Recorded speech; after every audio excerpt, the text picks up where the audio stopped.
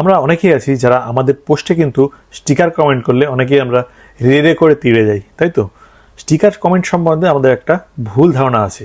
আজকের লং ভিডিওটা কিন্তু সেটা নিয়েই চলে এসেছি যে স্টিকার কমেন্ট আমাদের আসলে কি ক্ষতি করে নাকি এটা কোনো ভালো দিক আছে, সেইটা নিয়েই আজকে আমাদের লং ভিডিওটা। তো যারা আজকে আমাকে প্রথম দেখছেন তাদের জানিয়ে রাখি, আমি অমিত মজুমদার, পশ্চিমবাংলা, ভারতবর্ষ থেকে আপনাদের মাঝখানে চলে এসেছি। আমি ছোটোখাটো ইনফরমেশান নিয়ে আমার বন্ধুদের সাথে শেয়ার করতে চলে আসি, যার মধ্যে দিয়ে কিন্তু বন্ধুরা আগে আরও ভালো কাজ করতে পারে, সঠিকভাবে করতে পারে, সেই জন্য চলে এসেছি।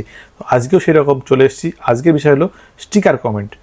আমরা দেখেছি বিভিন্ন লাইভ অনুষ্ঠানে বা অন্যান্য পোস্টের ক্ষেত্রেও অনেকে স্টিকার কমেন্ট করলেই সকলে কিন্তু একটু বিব্রত হয়ে যায়, সকলে কিন্তু একটু অস্বস্তি বোধ করে।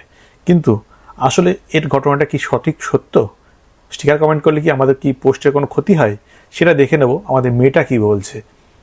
মেয়েটা এখানে, আমি মেয়েটাকে জিজ্ঞাসা করেছিলাম, তো মেয়েটা আমাকে উত্তর কি দিয়েছে এখানে দেখে নিন, আমি স্ক্রিনে দেখিয়ে দিচ্ছি মেয়েটা কি বলছে। মেয়েটা বলছে, আমরা যদি কোনো পোস্টে কাউকে স্টিকার কমেন্ট দিই তাহলে কিন্তু sticker can encourage users two interact with the post. অর্থাৎ আমাদের পোস্টের ইন্টারেক্ট করতে, আরও জনসংযোগ করতে কিন্তু এই স্টিকার কিন্তু বেশ গুরুত্বপূর্ণ ভূমিকা পালন করে। সেটা কিন্তু আমাদের এনগেজমেন্টটাকে বাড়িয়ে দেয়। সুতরাং স্টিকার যারা দেয় তারা যে আমরা বলি যে স্টিকার দেবেন না, কথাটা কিন্তু ঠিক নয়।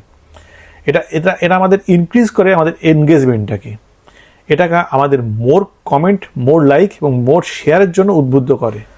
একটা স্টিকার কিন্তু সেই পোস্টের পপুলারিটি বাড়িয়ে তোলে, সাথে সাথে মানুষের কাছে আকর্ষণীয় করে তোলে। সুতরাং স্টিকার নিয়ে যে দ্বিধা ছিল সেই দ্বিধাটা অবশ্যই ছেড়ে ফেলুন। তবে হ্যাঁ, কিছু কিছু প্ল্যাটফর্ম আছে, সমস্ত সোশ্যাল মিডিয়ার ক্ষেত্রে আমি বলছি না, কিছু কিছু প্ল্যাটফর্ম আছে সেখানে স্টিকার ইউজ করলে তারা সেটাকে, সেই পোস্টের রিচটাকে কমিয়ে দেয়, রিচের ক্ষেত্রে একটু সমস্যা তৈরি হয়। কিন্তু মেটা বলছে তাদের প্ল্যাটফর্মে কোনো সমস্যা হয় না। তাদের প্ল্যাটফর্মে, মেটা বা ফেসবুক প্ল্যাটফর্মে আমরা যদি স্টিকার ইউজ করি সেক্ষেত্রে সেই পোস্টের রিচের কোনো সমস্যা হয় না। এখানে মেটা কিন্তু নিজে বলে দিচ্ছে। সুতরাং যারা স্টিকার ইউজ করে থাকেন তারা কিন্তু নির্দ্বিধায় স্টিকার ইউজ করতে পারে। সাথে সাথে আমরা যে বন্ধুদেরকে স্টার গিফট করি সেটাও কিন্তু এক ধরনের স্টিকার। সুতরাং স্টিকার সম্বন্ধে যে একটা জড়তা ছিল, যে একটা ভুল ধারণা ছিল, সেটাকে অবশ্যই ছেড়ে ফেলুন। স্টিকার অবশ্যই ইউজ করুন, তবে সেটা পজিটিভ স্টিকার হওয়া উচিত। পজিটিভ স্টিকার মানুষের মধ্যে একটা পজিটিভ ধারণা তৈরি করে।